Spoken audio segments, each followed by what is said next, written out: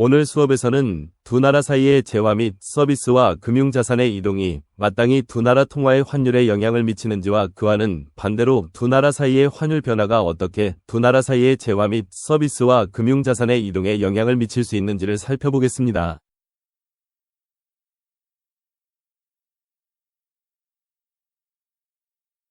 눈치채셨겠지만 우리는 미국과 중국을 검토합니다. 가능한 한 기본적인 방법으로 이들 국가 간의 재화의 이동이 중국 런민비와 미국 달러의 환율에 어떤 영향을 미칠지 살펴보겠습니다.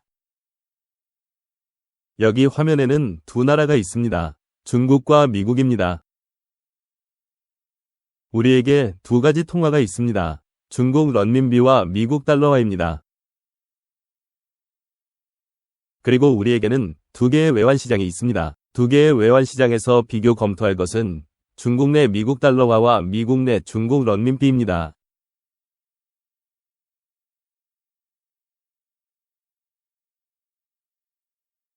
따라서 한 나라에서 다른 나라로의 재화 수출이 어떻게 양국 통화의 환율에 당연히 또는 마땅히 영향을 미칠지와 아울러 재화 수입이 환율에 어떻게 영향을 미칠지 분석해 보여드립니다. 우리는 또한 이들 국가의 중앙은행 중 한 곳의 개입으로 인한 환율 변화가 어떻게 양국 사이 재화 및 서비스 이동에 영향을 미칠지 살펴봅니다. 지난 몇 년간의 미국과 중국 사이의 실제 무역 데이터를 검토하는 것으로 분석을 시작합니다. 이 표는 미국의 연간 대중국 수출과 수입을 보여줍니다. 가장 최근 1년을 살펴보겠습니다. 2010년 미국은 중국에 920억 달러어치의 재화와 서비스를 수출했지만 3,640억 달러어치의 재화와 서비스를 수입했음을 알 수 있습니다.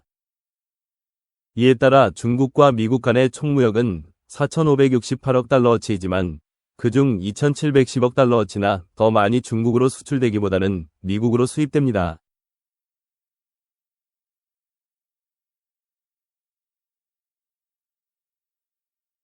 (2010년) 미국의 대중국 무역 적자가 마이너스 2,731억 달러입니다.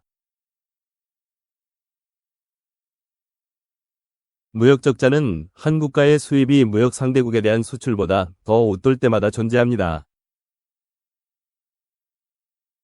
따라서 이는 경상계정수지 적자와 같습니다.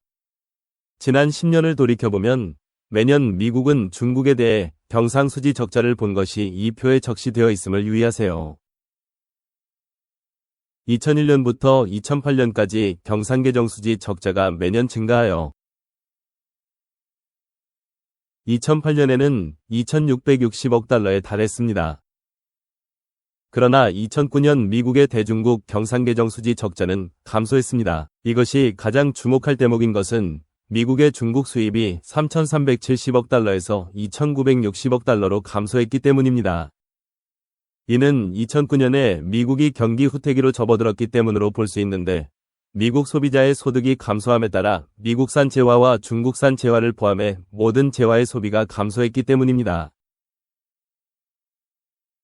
따라서 이 대목에서 우리가 확립한 사실은 지난 10년간 매년 미국이 중국으로부터 구매한 재화와 서비스가 중국이 미국으로부터 구매한 것보다 더 많다는 겁니다. 이제 이 테이블을 한쪽으로 치우고 그러한 사실을 어떻게 도식화할 수 있을지 중국 내의 미국 달러화 외환시장과 미국 내의 중국 런민비 외환시장을 통해 살펴보겠습니다. 자, 미중 간에 이루어지는 무역을 단순화한 버전을 상상해 봅시다. 미국은 항공기를 생산하고 중국은 스마트폰을 생산한다고 가정하겠습니다. 이제 미국 소비자들이 중국 스마트폰을 사는 것으로 시작합시다.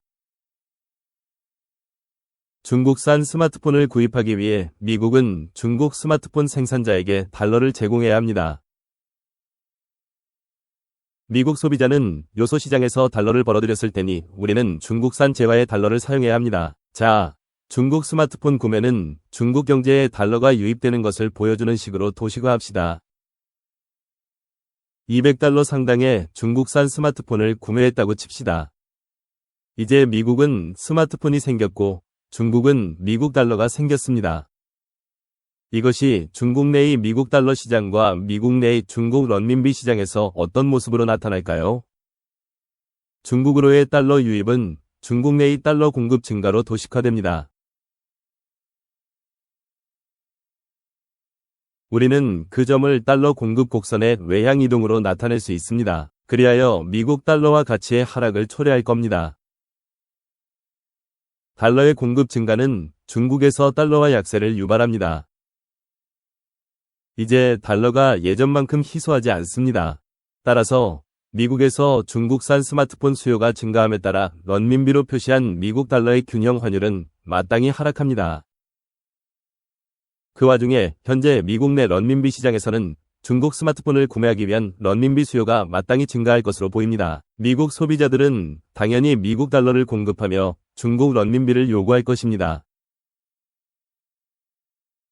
런민비 수요 증가로 런민비 환율은 당연히 상승합니다.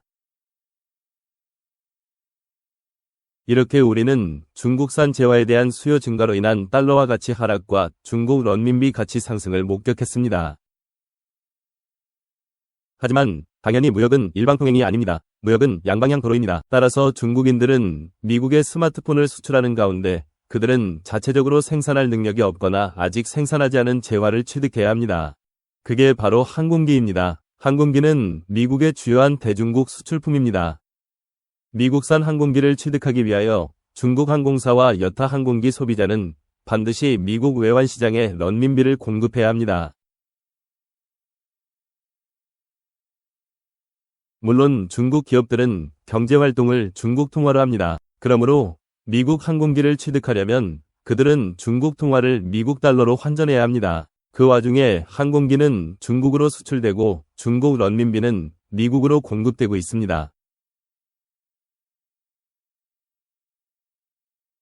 그래프에서 이 교환 행위를 다음과 같이 표시할 수 있습니다. 중국 소비자의 미국산 재화 수요 증가는 중국의 달러 수요 상승을 초래하여 중국 내 달러 환율에 상방 압력을 가합니다.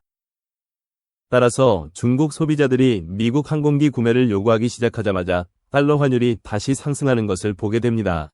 동시에 중국 통화가 미국으로 유입되어 미국 내 중국 런민비의 공급이 증가하고 중국 화폐의 가치에 하방 압력을 가합니다.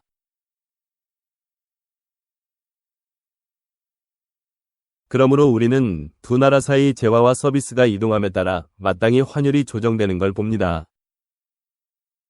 미국 가게가 중국산 재화를 요구하면 중국 통화 수요가 상승하면서 런민비 가치는 상승하고 미국 달러화의 공급량이 증가하면서 미국 달러화의 가치가 하락합니다. 반면에 중국 소비자들이 미국산 재화를 요구하면 달러 수요가 증가하면서 런민비 공급이 증가하여 런민비 가치는 하락하고 달러화 가치는 상승하게 됩니다. 기본적으로 이런 식으로 양국 간의 재화와 서비스 이동이 환율에 영향을 미칩니다. 수입국의 소비자가 다른 나라에서 생산된 재화를 구매하려면 당연히 해당 국가의 통화를 요구해야 하므로 자국 통화를 공급합니다. 그렇다면 여기서 의문이 생깁니다. 만약 재화와 서비스의 이동이 두 나라 사이의 환율의 등락을 초래한다면 여러분은 우리가 이 표에서 살펴보았던 마이너스 2730억 달러라고 하는 무역 불균형이 발생해서는 안 된다고 생각할 겁니다.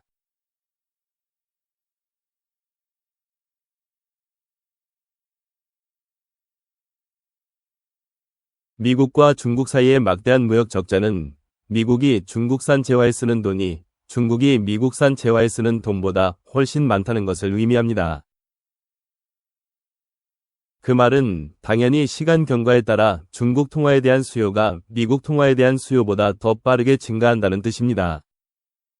장기적으로 볼 때 런민비의 강세로 마땅히 중국산 재화는 점점 더 비싸지기 때문에 미국에서 갈수록 인기가 줄어듭니다.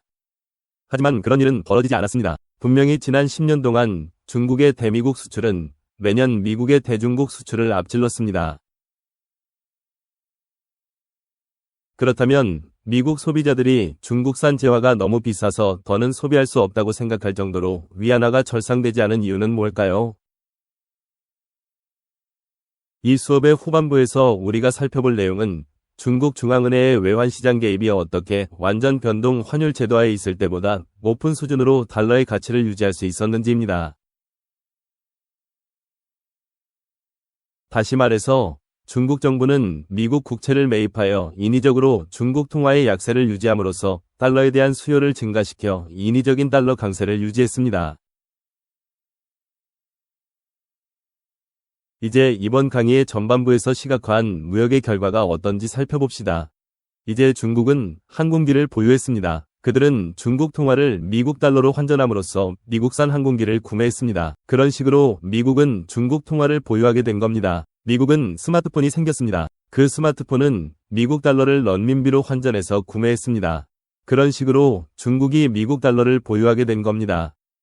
그런데 문제는 만약 중국이 매년 미국산 재화를 구매하고 소비하는 것보다 미국이 매년 더 많은 중국산 재화를 구매하고 소비한다면 시간 경과에 따라 중국은 미국 달러를 축적할 수밖에 없습니다. 우리는 중국 화폐가 미국으로 유입되는 것보다 더 빠른 속도로 중국으로 달러가 유입되는 것을 보게 될 것입니다. 중국으로 달러가 몰려들고 있지만 중국 사람들은 이 달러를 미국산 재화를 사는데 사용하지 않고 있습니다. 왜냐하면 우리가 표에서 보았듯이 미국의 중국산 재화 수입보다 중국의 미국산 재화 수입이 훨씬 적기 때문입니다. 결국에 중국 통화가 같은 양만큼 미국으로 유입되지 않습니다. 그 말은 시간 경과에 따라 런민비 수요가 런민비 공급보다 빠르게 증가한다는 뜻입니다. 이렇게 되면 마땅히 미국 내 중국 통화 환율이 상승하게 됩니다. 하지만 그런 일은 일어나지 않고 있습니다. 중국 통화는 관리 변동 환율제의 통제를 받습니다. 실제로는 미국 달러화가 중국 정부에 의해 미국으로 환류하고 있으며 미국 자산을 매입함으로써 달러화 수요를 높게 유지하고 있습니다.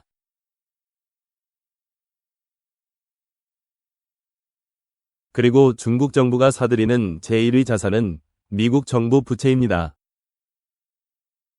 여기서 이 국채증권이 등장합니다. 중국 정부가 미국 달러에 대한 수요를 높게 유지하기 위해 하는 일은 보시다시피 자국 통화를 인쇄한 뒤 그것을 미국 달러로 환전해가며 외환시장에서 달러 수요를 높게 유지하는 겁니다.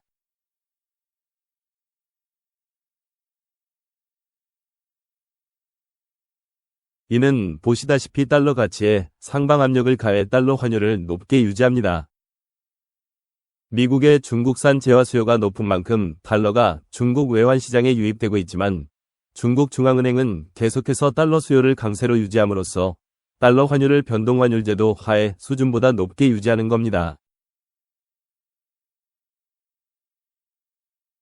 중국이 미국 국채를 매입해서 자금이 중국에서 미국으로 환류되므로 미국인들이 항공기를 더욱더 많이 팔지 않고도 중국산 재화를 계속 구매할 수 있습니다.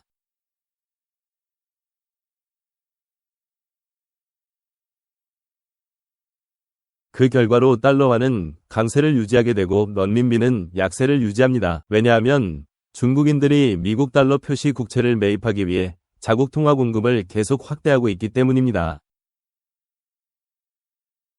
만약 변동환율제의 통제를 받는다면 아마도 우리가 이 수업의 전반부에서 살펴본 상황이 발생할 겁니다. 미국의 중국산 재화 수요가 늘어날수록 중국 통화는 갈수록 강세를 띠게 되고 미국에서 중국산 재화의 인기는 갈수록 줄어들게 될 겁니다. 동시에 중국에서는 미국산 재화의 인기가 갈수록 높아질 겁니다. 중국이 변동환율제였다면 우리가 수업 전반부에 보았던 표에 적시된 막대한 경상계정수지 적자는 시간 경과에 따라 좁혀졌을 것이고 중국과 미국 사이의 무역은 좀 더 균형을 이루었을 겁니다. 그러나 중국 중앙은행은 미국 국채를 매입함으로써 미국인들이 중국산 재화 소비에 쓴 달러를 도로 미국 경제로 환유시켰는데 이렇게 되면 미국산 재화를 구입할 필요가 없습니다. 현재 미국 국채를 가장 많이 보유한 외국인은 중국 사람들입니다. 중국 중앙은행은 미국 국채의 매입을 통해 달러화 수요를 높게 유지하는 동시에 미국인들이 중국산 재화 소비에 쓴 달러가 도로 미국 경제로 환유되도록 유지해왔습니다. 이에 따라 미국인들은 낮은 세율과 정부 부채에 대한 낮은 금리를 만끽할 수 있게 되었는데 왜냐하면 중국 중앙은행은 우리가 중국산 재화와 서비스를 소비하도록 기꺼이 미국 정부의 돈을 빌려줄 용의가 있기 때문입니다. 우리 표에서 보았던 무역 불균형은 중국 정부의 관리 변동 환율제 때문에 영속됩니다. 그러나 그것이 미국의 막대한 대중국 무역 적자가 생겨난 유일한 근거는 아닐 수 있습니다. 만약 런민비의 자유로운 환율 변동을 허용하더라도 중국은 대다수 완제품 생산 부문에서 여전히 비교 우위를 점했을 겁니다. 왜냐하면 중국의 인구가 엄청 많고 저임금에도 일할 의욕이 높은 노동자가 많기 때문입니다. 그러나 미국 국채 매입으로 완성된 중국 중앙은행의 관리 변동 환율제를 통해 외환시장에서 미 달러화 수요를 강세로 유지하는 동시에 중국 런민비 공급을 높게 유지하도록 관리해 옴으로써 런민비의 약세와 동시에 미 달러와 강세를 유지하는 식으로 지난 10년간 미국과 중국 사이 양국 무역을 규정하는 무역 불균형에 크게 기여하고 있습니다.